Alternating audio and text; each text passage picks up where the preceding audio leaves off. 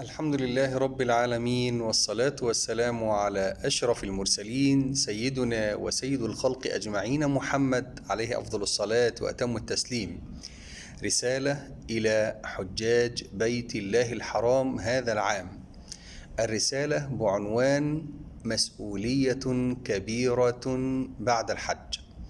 المسؤولية الكبيرة اللي هتبقى عليك بعد الحج يا كل من ستقف على عرفات بعد غد إن شاء الله سبحانه وتعالى. أسأل الله سبحانه وتعالى أن يكتبها لنا جميعا، وأن يرزقنا الوقوف بعرفات هذا العام، وألا يحرمنا الأجر، وأن يجعله حجا مبرورا وسعيا مشكورا ومن بعده ذنبا مغفورا.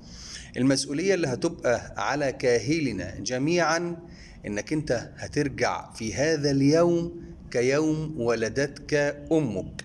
يعني صحيفتك هتبقى بيضاء، صحيفتك ما فيهاش ذنب واحد بس، ما فيش ولا ذنب في الصحيفة بتاعتك. المسؤولية هنا أصبحت مسؤولية جديدة جدا جدا جدا، مسؤولية لكل واحد إنه هو يحافظ على هذه الصحيفة بيضاء على قد ما يقدر، على قدر ما يستطيع يحافظ على الصحيفة.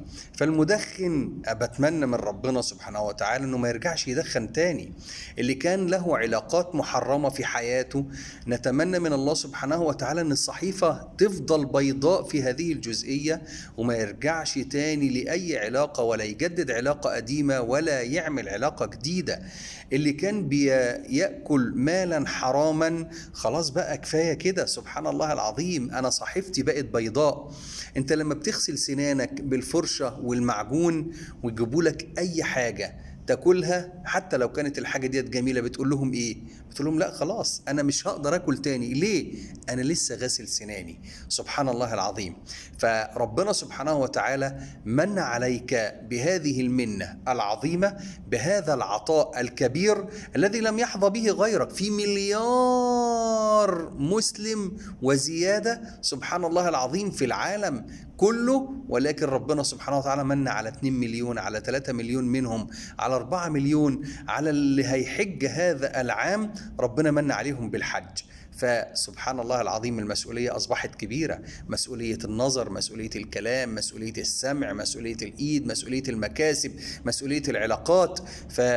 لازم نخلي بالنا. الأخت اللي ربنا هيمن عليها بالحج هذا العام، فينفع بعد ما ربنا من عليك بالحج انك ترجعي تلبسي البنطلون الضيق تاني، انك ترجعي تبيني مفاتنك تاني، انك ترجعي تحطي مكياج تاني، انك ترجعي تتعاملي مع الرجالة المعاملة اللي كنت بتتعاملي بيها عادي، ده اخويا عادي، ده صديقي عادي، ده صاحبي. ينفع نعمل كده تاني؟ كل واحد فينا ربنا سبحانه وتعالى جعل له حظ وقدر جميل هذا العام ان هو يحج ويقف على عرفات.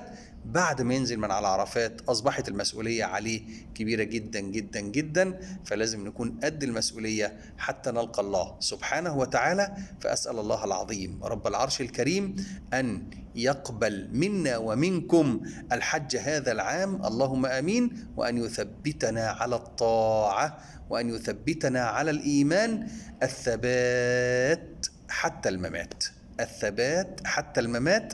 أقول ما تسمعون، وأستغفر الله العظيم لي ولكم، والسلام عليكم ورحمة الله وبركاته.